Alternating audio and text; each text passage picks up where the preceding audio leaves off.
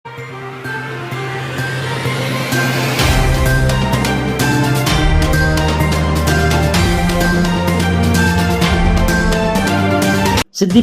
Tension. సిద్దిపేటలో Congress BRS పార్టీలు పోటాపోటీ సమావేశాలు. రెండు పార్టీల సమావేశాలకు భారీగా తరలివచ్చిన ప్రజలు, కార్యకర్తలు. Congress party rally Duddira toll plaza నుండి సిద్దిపేట పట్టణం వరకు ర్యాలీ తీశారు. బీఆర్ఎస్ పార్టీ సమావేశం ఉన్న సందర్భంగా సిద్దిపేటలో కొంత టెన్షన్ వాతావరణం.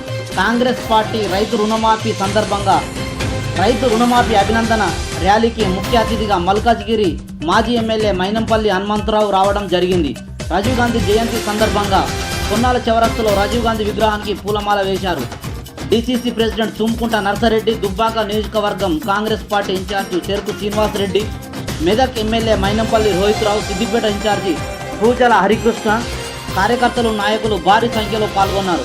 ఒక రకంగా చెప్పాలంటే రెండు పార్టీల సమావేశాల సందర్భంగా సిద్దిపేటలో కొంత ప్రజలకు కానీ ఇటు వ్యాపారస్తులకు కానీ కొద్దిగా టెన్షన్ వాతావరణం కనబడ్డదని చెప్పుకోవచ్చు.